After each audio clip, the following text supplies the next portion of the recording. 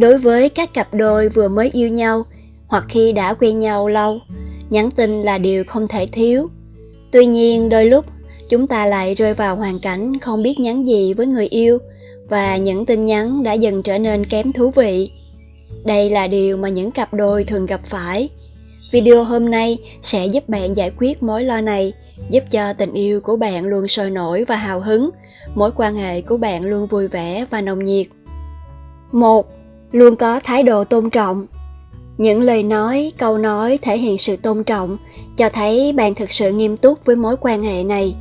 Đây là điều cực kỳ quan trọng, bởi lẽ tình cảm không thể tiếp tục nếu một trong hai không có sự tôn trọng dành cho người kia. Nửa kia cũng sẽ thông qua những cử chỉ hành động của đối phương để xem có nên dành tình cảm hay tiếp tục mối quan hệ này không. 2. Có những câu hỏi mở. Chúng ta không nên hỏi những câu phổ biến như "Anh có khỏe không? Dạo này em thế nào?" Bạn sẽ chỉ nhận về những câu trả lời không có gì thú vị như những câu hỏi của mình. Thay vào đó, hãy hỏi những câu mà người đó sẽ nói được nhiều thông tin, suy nghĩ, những thói quen hay sở thích của mình để cả hai tìm thấy những điểm chung, cùng có những câu chuyện thú vị để chia sẻ với nhau và từ đó hiểu nhau nhiều hơn, mối quan hệ cũng sẽ không nhàm chán. Ví dụ như, thay vì hỏi "Anh đang làm gì đó?", sao chúng ta không thử hỏi "Anh đang suy nghĩ gì đó?" 3.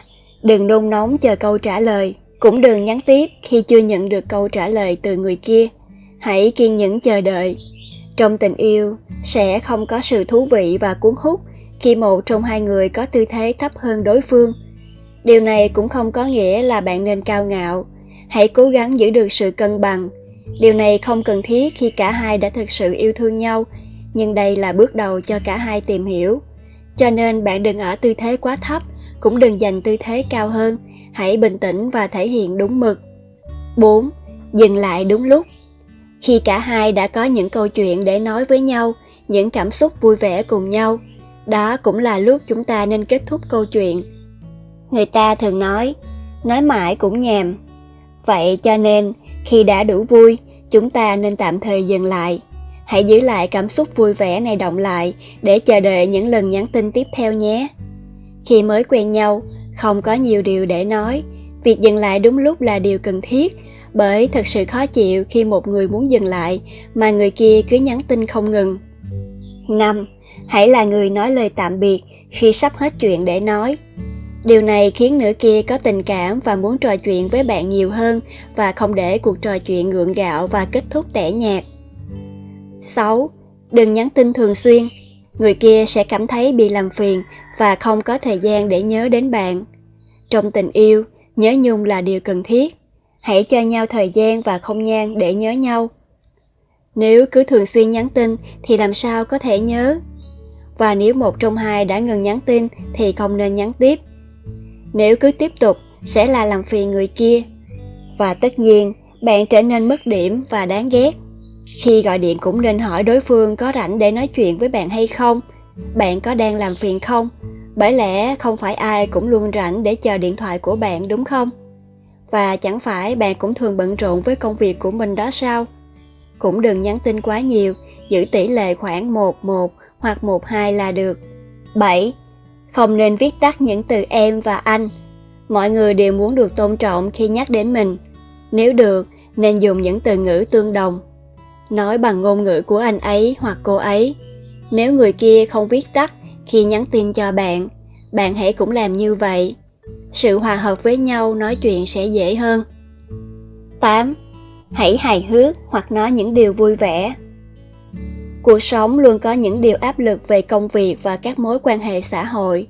Thế nên khi nhận được những tin nhắn hài hước từ người yêu, bạn sẽ có thêm động lực và như được truyền thêm năng lượng tích cực, cũng như xua tan tâm trạng căng thẳng. Hãy gửi những tin nhắn mà đối phương khi đọc xong có thể mỉm cười hay cười lớn. Nếu bạn không biết cách hài hay không có khiếu hài hước, hãy nói những điều vui vẻ, tích cực. Bạn hãy toát lên sự lạc quan trong tin nhắn.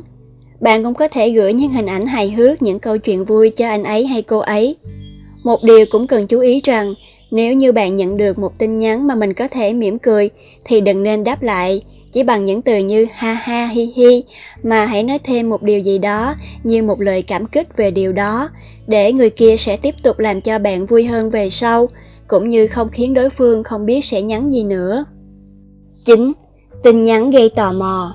Hãy cố gắng đưa vào tin nhắn những câu hỏi gây tò mò cho đối phương, thay vì chỉ là những tin nhắn mang tính chất thông tin trao đổi. Một số từ cảm thán có thể dùng trong những tin nhắn gây tò mò như anh hoặc em không. Anh ấy hoặc cô ấy sẽ cảm thấy tò mò với tin nhắn của bạn và sẽ nhắn lại. Cả hai sẽ có nhiều chuyện hơn để nói với nhau, gắn kết với nhau hơn. 10. Tin nhắn lãng mạn. Đôi lúc chúng ta cảm thấy ngại khi nói những lời lãng mạn với nhau, đặc biệt là đối với phái mạnh.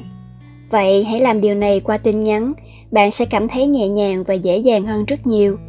Tình cảm cả hai sẽ gắn kết và thăng hoa. Tất nhiên, chúng ta cũng không nên sử dụng điều này quá thường xuyên, sẽ không còn thú vị, và người kia có cảm giác bạn quá yêu hay bị lụy người ta. Họ cũng sẽ thấy bị ngột với nhiều tin nhắn như vậy. 11. Tin nhắn trao đổi thông tin. Điều này cũng nên làm hàng ngày để có sự gắn kết. Đó có thể là những điều bình dị trong cuộc sống, hoặc những điều bất ngờ, ngạc nhiên xảy đến. Thông thường những chủ đề có thể trò chuyện với nhau như gia đình, sở thích công việc, hoài bão, hoặc những điều bạn đã xem hay đọc trong sách, những lời nói lạ lùng, thú vị của ai đó. Chúng ta cũng có thể kể những câu chuyện hàng ngày của mình và hỏi thăm chuyện của người kia. Đặc biệt con gái rất thích được tâm sự và trò chuyện. Hãy trao đổi với nhau thường xuyên để hiểu nhau hơn. 12.